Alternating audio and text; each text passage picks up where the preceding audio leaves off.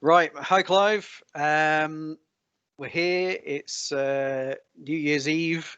Yes. Um, finally. Um, yeah. How have the past 24 hours been for you? Sorry, I should have done an introduction there, shouldn't I? It's Five with Clive. We're on episode 9 now. Um, uh, we've hit the transition date for the EU exit. Um, Tomorrow will be free, as they say, and it'll be 2021. So, what I thought we'd have a little chat about is what are our plans for next year? Where do you think we'll be? What's going to happen, and how do you see everything working? With Europe and particularly the BWA going forward. Yes, Graham. Well, I have to say the last 24 hours have flown by. It doesn't seem like it was a minute ago, Graham, Five but minutes, yeah.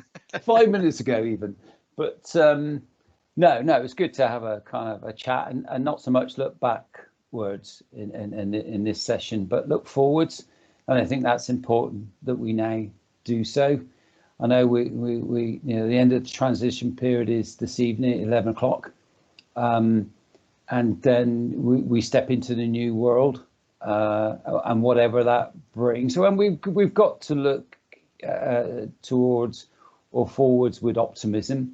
At the end of the day, it's what you make of it, and I think it's important that the UK make the most of the opportunity. We've got a deal, as we discussed on our last session, that brings certainty and clarity. Whatever you think, it's an agreement, and it's a huge trade deal.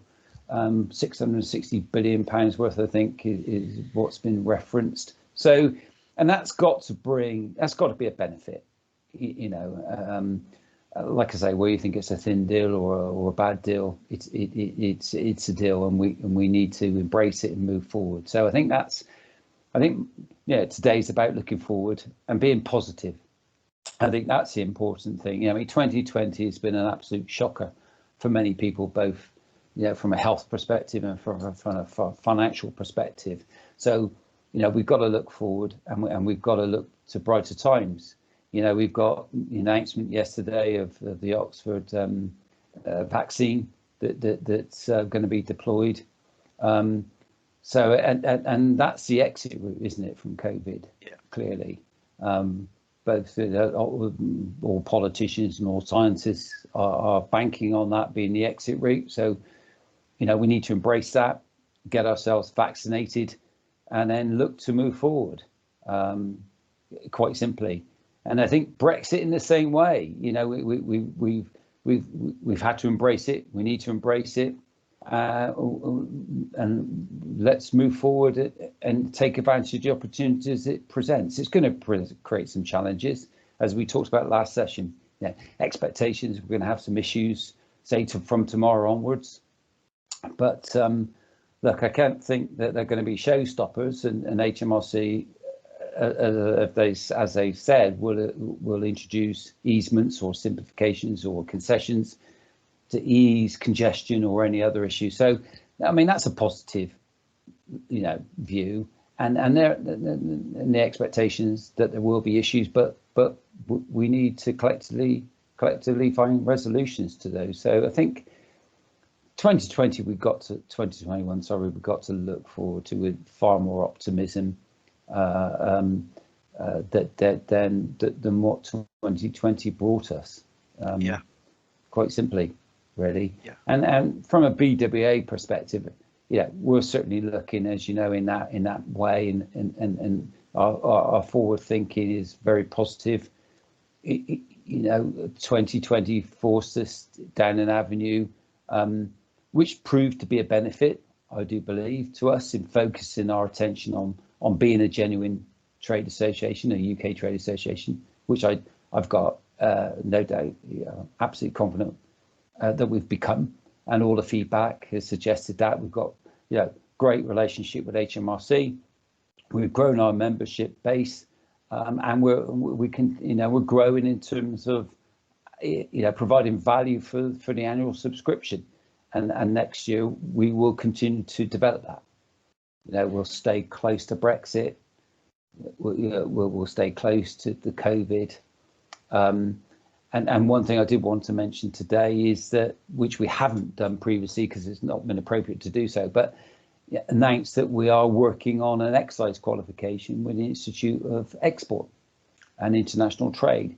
Now, we've had to delay that, bringing that to the market because of a combination of COVID and Brexit, absolutely. Yep.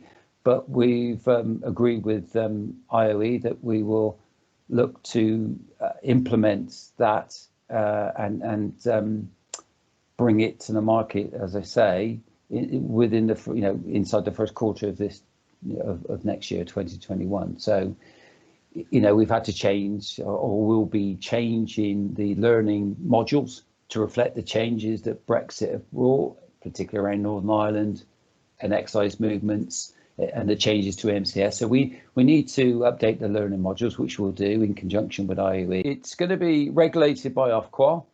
It's going to be a national recognised qualification as a result, specific to the excise industry. So what we're set on is creating a qualification at level 3 level. So that's, we use the old terminology, BOM managers and warehouse operative administration clerks. For that level, encompassing all that level, I think level 3 is where we want to start, and I see it as a first of a number of qualifications. Obviously, the excise industry has no such qualification or recognised qualification, so it's very much self-taught are the individuals that operate within it, and I think there'll be a great take-up on this. I mean, speaking with 3PLs like Great Bear, like XPO, like Wincanton, there is a thirst, I think, for this kind of qualification, because there is a lack of knowledge and understanding in the industry, particularly around excise requirements and regulations. And HMRC are not great at imparting that knowledge. You're expected to read 196 and notice 197, and that's it, off you go.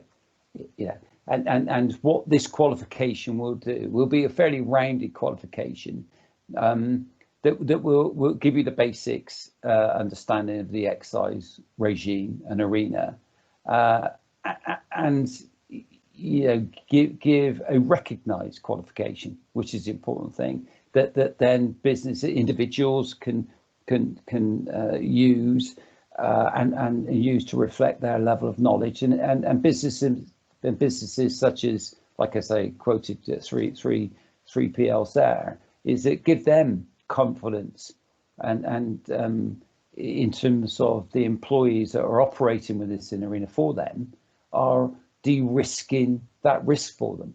And it's a huge risk to any business operating in the sector, particularly if you do not understand the full requirements of the arena. So I think as the Customs Academy has proven around the customs knowledge and industry, is that that's been well received and well supported, and I see this being no different. So I'm hugely optimistic about this. I'm really looking forward to be able to kind of launch this as a BWA qualification, obviously supported by IUE, and just place it on a very kind of up-to-date, intuitive learning platform, an interactive platform, and we're spending money having that developed.